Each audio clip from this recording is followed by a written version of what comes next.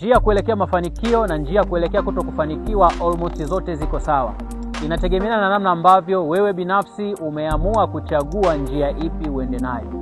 Unapofikiria mafanikio yoyote, kupanga malengo yako, ni lazima upange, lakini kushindwa kupanga tayari umeshaamua ni njia ya kutokufanikiwa ndio utakayoiendea.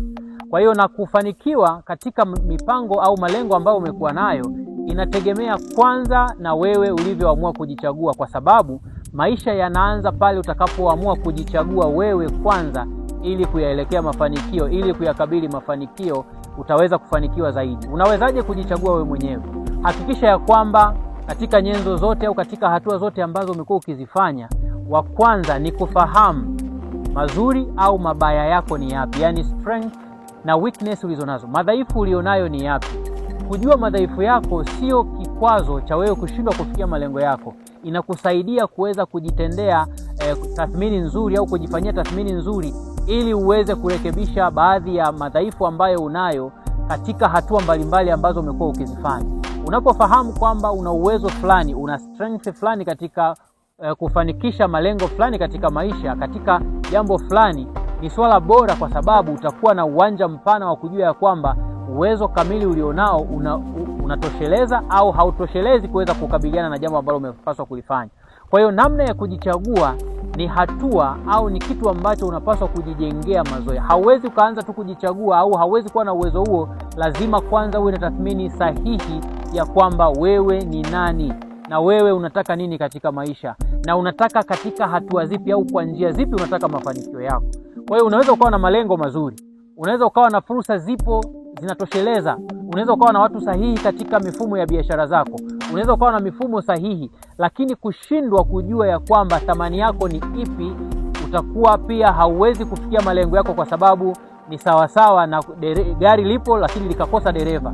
Wewe ndiye dereva wa mafanikio yako. Ili uweze kupiga hatua, kuweza kuchukua hatua ya kuweza kufanikiwa, jichague kwanza wewe, uelewe uwezo wako ni upi, uelewe madhaifu yako ni yapi, na yote kwa pamoja yana mchango sahihi katika maisha. Sasa asilimia kubwa wengi wanaoshindwa kufanikiwa ni kwa sababu ametanguliza hofu mbele, na hofu ni miongoni mwa hisia hasi ambayo imekwamisha watu wengi. Maamuzi yameshindwa kufikiwa sahihi kwa sababu ana hofu ya kesho itakuwaje. Inawezekana pia umeshindwa kufikia malengo yako ya kiuchumi kwa sababu kesho unajua una hofu ya kwamba ninaifikieje kesho. Inawezekana unakabiliana na matumizi mengi katika maisha yako, watoto, ada, shule. Umekuwa ukikabiliana na labda mipango mbalimbali ambayo unapaswa kuifanya katika maendeleo ya kwako binafsi, uwe na nyumba ya kuishi, uwe na biashara, uwe na miundombinu ya kuwekeza. Hofu imekupelekea ukashindwa kuyafikia hayo yote, kwa sababu hofu inaleta kufanya maamuzi kwa paniki, na kuweza kufanya maamuzi kwa paniki ni sawa sawa na mfamaji ambaye anapokuwa amejua kwamba anakwenda kufa. Yeyote ambaye anaona chochote ambacho anakiona kama nyenzo ya kuweza kufanikiwa atatumia nguvu zake kuweza kukidistabu ili aweze kuokolewa.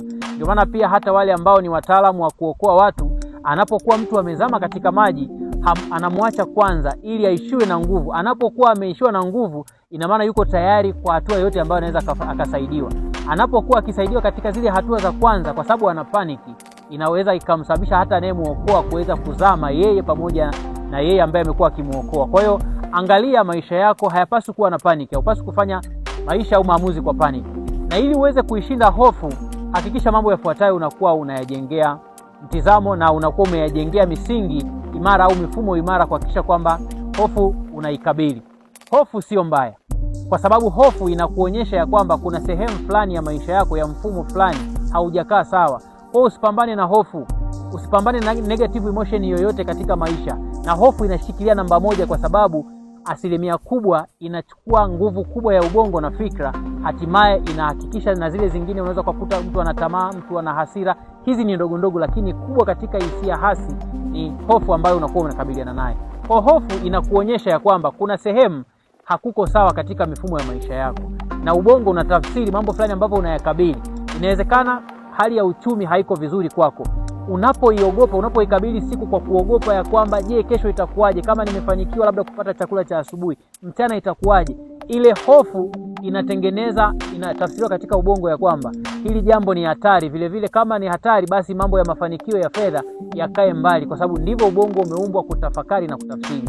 Unapogundua kwamba kuna jambo fulani unaliogopa, kwanza litafute na ulipe jina ya kwamba kweli hofu ipo, likubaliana nalo.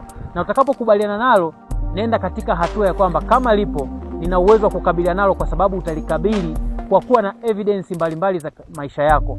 Unapokutana na hofu, jambo fulani ambalo unaliona kwamba ni gumu, usilikatae, likubali kwamba hili jambo ni kweli ni gumu na inawezekana likakupa changamoto, lakini kumbuka mambo mengi ambayo katika uzoefu wako wa maisha nyuma uliweza kufanikiwa. Sio mambo yote yalikuwa ni rahisi. Kwa ule uzoefu unalikabili jambo lako kwa evidence, na unakuwa na uthibitisho sahihi kwamba kama yale kule niliyaweza, hata hili naliweza.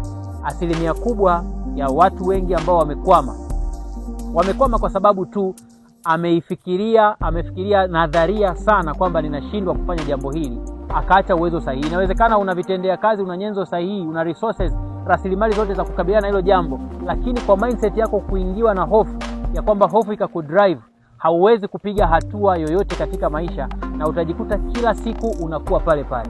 Kwa uwezo wa kujichagua wewe mwenyewe ni nani, ni namna ya kuweza kukabiliana na hofu na kuiweka pembeni ili uweze kwenda. Ukweli ni kwamba mafanikio au malengo, zile positive emotion, una uwezo wa kuziongeza na ukazisikia zenyewe katika maisha. Kwa mfano, unaweza ukawa na upendo, unaweza ukawa na furaha, unaweza ukawa na namna fulani ya kuridhika.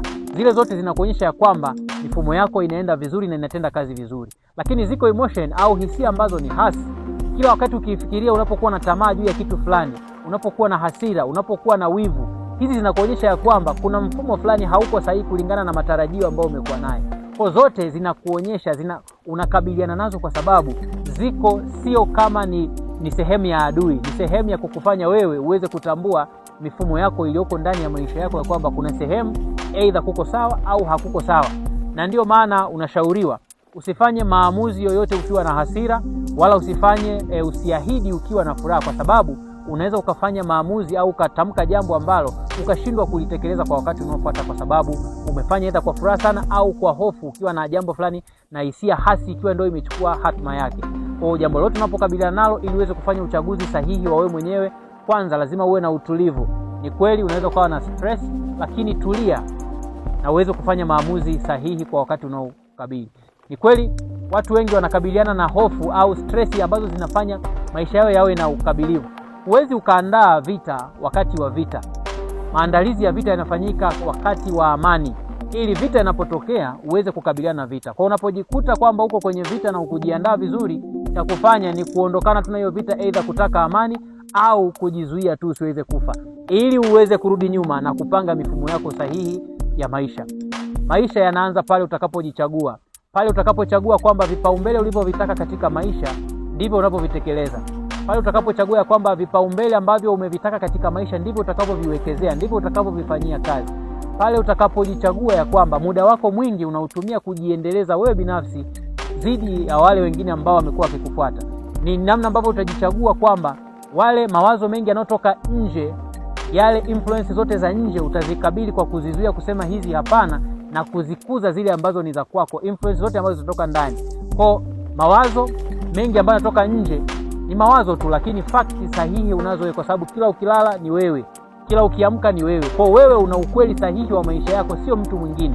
Na ukisikia mtu anakushauri juu ya jambo fulani, anasema kwa upeo alionao yeye juu ya experience yake ya maisha au uzoefu wake wa maisha. Kwa namna ya kujichagua ni namna ya kutaka mifumo sahihi kwako na kuwa tayari kuijenga, kwa sababu mafanikio sio tukio ambalo linatokea tu ili mradi. Ni mchakato ambao lazima uwe na mwendelezo wa hatua ndogo ndogo kufikia mafanikio. Kwa unapokuwa na nidhamu bora ya wewe umejichagua, umejua unataka nini na kwa nini unataka hicho kitu na kitafanyika kwa namna gani, umeweka mipango yako vizuri, utakuwa na uwezo mzuri wa kupima maendeleo yako, kwa sababu hauwezi kusimamia kitu ambacho haukipimi. Yaani mfano, kama unasema nitajiendeleza ndani ya masaa 3, ina maana tayari kile kitu kinapimika. Masaa 3 yakiisha, unaweza kujitathmini, je, nimefanya kipi ndani ya masaa 3? Lakini ukiwa unasema tu kwamba nitajiendeleza, malengo yako yakawa katika namna hiyo ya general au ya namna ambavyo haiwezi kupimika, ni ngumu hata wewe kujitathmini. Kwa hata wewe kama hauna malengo aidha ya miezi 3, ya miezi 6, ya mwaka mmoja, ya miaka 5, unakuwa bado unajipotezea muda mrefu. Na namna ya kujichagua ni unaanza pale ambapo tayari unaweza kupata ujumbe huu. Kumbuka ya kwamba ili uweze kupanga miaka 5 ya mbele, niangalia miaka 5 ya nyuma nimefanya nini. Wakati fulani unaweza ukasema kwamba nipange miaka 5 labda ni muda mrefu sana. Hata katika uwekezaji wengi hawaanzi kuwekeza kwa sababu anasema kwamba niwekeze kwa faida ya nani? Lakini ukitaka uone faida ya kuwekeza miaka 5, miaka 10, angalia miaka 5 nyuma umefanya nini na miaka 10 nyuma umefanya kipi. Utakapogundua kwamba muda umeisha tu haujui umefanya kipi, una haja ya kupanga. Kwa una sababu ya msingi ya kuweza kupanga. Kwa jichague jinsi ya kuendesha maisha yako. Jua ya kwamba wewe ndiye muendeshaji, wewe ndio dereva wa maisha yako. Utajiunganisha kweli na chanzo chako ambaye amekuumba, lakini maombi yako yote kuelekea kwake hayaondoi wajibu wako kuweza kufanya. Wajibu wa kupanga na kujua nini utakufanya na kupanga kwa namna gani, utaweza kufikiria namna ya mchakato katika maisha yako. Kwa hiyo jambo la kufahamu kwamba nataka nini na kwa nini nalitaka, hiyo ni kazi yako. Lakini namna gani litafanyika na litafanyika lini, hiyo muachie. Wewe fanya jukumu lako, achia mbingu, achia Mungu kwamba afanye jambo kwa wakati wake. Kwa hiyo utajikuta ya kwamba kila asubuhi unapojiunganisha na Mungu, jiunganisha ukiwa na uelewa kwamba kile ninachokitamani kifanye kazi katika maisha yangu, ninaomba uongozi wa Mwenyezi Mungu ili uniongoze katika lengo ambalo ameniwekea uwezo huo niweze kulifanya. Unajiunganisha ili uweze kutimiza malengo yako katika maisha. Unajitegemeza kwake kwamba kile ulichokusudia nikifanye. Na kumbuka ya kwamba kusudi lako katika maisha ni wengine wafaidike, sio kwa ajili yako. Kwa kusudi lako la maisha ili uweze kulijua ni namna gani uko tayari kuwasaidia wengine, ni namna gani uko tayari kusolve jambo kubwa katika maisha ili uweze kufika. Kumbuka ya kwamba uwezo wako ni wa kipekee, na unapojenga mifumo sahihi katika maisha yako, una fursa sawa ya kuweza kubadilisha uwezo huo kuwa athari sahihi katika maisha yako.